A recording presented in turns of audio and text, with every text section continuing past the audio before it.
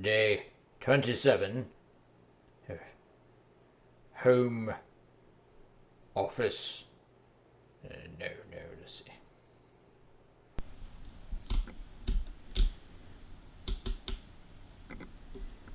Okay, so here's the setup for my short film for the Roger Corman contest, which I am calling Roger. That's going to be the thing. And this is my practical effects setup for the creature that grows out of the petri dish.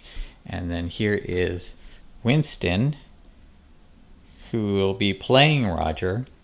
And it's kind of funny that I'm using one of my good cameras. This is a Canon 7D to document me shooting a short film on my cell phone, which I have a little cell phone lens kit. I hope that's okay to kind of just help me with things like close-ups and just kind of giving it a look. I've just got all these things that kind of look like laboratory notes. I just went on Google and looked up some stuff. I'm not sure what it means. So let's step back a little bit and talk about the practical effects for Roger, because I had a lot of fun doing those, creating things like little air bladders from plastic bags and gags where the controls for these practical effects are hidden through a hole in a false table. You can see here I've got a little special effects tube with strings going through it, and I can blow air in and out of it. And then you see me here dabbing it with silicone to give it kind of like a little urchin spikiness.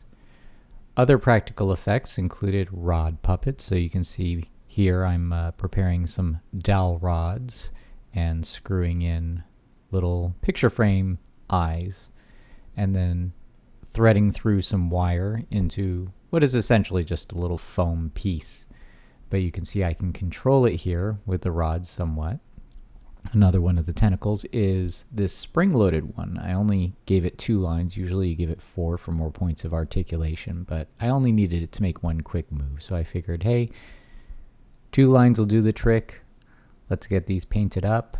I used metallic paints, which was a lot of fun. Usually I have to paint things to go against a green screen, but I found these metallic paints and I realized I didn't need to do any green screen work. So I painted them up. It helped the tentacle creature or sea slug, whatever it is, look a little more gelatinous. Speaking of gelatinous, there is slime involved, which is just a simple mixture of clear Elmer's glue and contact lens wash with a little bit of shaving cream. Shaving cream just kind of adds a little bit of opaqueness. I also added a tiny bit of baking soda just to thicken it up a bit, which you didn't see in here. And here I am placing crushed up Alka-Seltzer around the first prop or practical effect. Alka-Seltzer mixed with vinegar is a really nice way to just get some fizzing fake chemical reaction. And you can see this is during the filming. I have my cell phone set up so that I can capture it all in real time.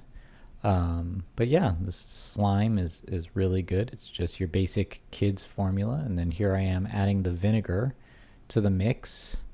Now, I didn't realize this. I was going to add food dye to the Alka-Seltzer, but when I tested it out, I realized when you mix it with the vinegar, this particular kind of Alka-Seltzer somehow turned pink. So I was like, great. One less thing I have to worry about. Let's go with it. So here I am, just kind of breathing air through the air bladder. And, this equals about, half a second worth of footage, a second worth of footage in Roger. I only had 2 minutes to tell my story, so I really couldn't fall in love with the practical effects. Anyway, there's the spring-loaded tentacle. Same thing, wire controls underneath the table through a tube. Just wanted to get some slime in there to make it look like it was a chemical reaction, kind of trying to grab onto things, come to life, grab at things, whatever it is it's doing. And then once I was done with all that, I had to switch it over to a normal board without a hole in it with another petri dish so that I could put the rod puppet down, and also have shots with the scientists working where you could tell that there wasn't a hole. So here I am adding a little more vinegar for just the reaction. And then we're going to bring in the rod puppet. The rod puppet, obviously there's no controls under the table for that one. So, yeah, I just had it kind of squirming and kind of comically feeling its way out of the Petri dish. And got that move falling off the table. And then we took it into After Effects. I got a clean plate and just removed the rods by covering it up with that clean plate. So it looks like it's moving on its own. And I think the effect is pretty good. But After Effects is very handy for that. You can see all the mask lines that I had to animate in order to erase that and erase the shadow of the rod as well. And there you go. So next we get the dogs in and have them do their performance. And that's essentially just me playing with them. I wrote this story kind of around what I knew the dogs did on their own all the time. That includes barking at any car or person that goes by and destroying things that I love. So really this is sort of a documentary. The mad scientist is someone that I can relate to in the sense that when you're trying to work from home, the animals will always get in the way somehow. But we love them. I mean, look at him. He's cute. That's Winston, who plays Roger. And then here's me. You can see I am getting into character, trying things, some improv, going back and forth, thinking about what I'm doing and deciding to try again pretty much right away.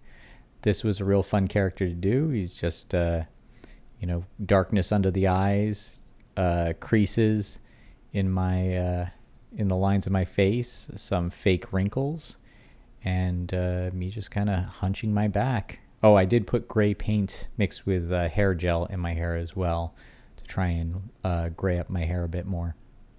So it's just a matter of getting all the kind of the movements, the progression of the story, and then editing them together.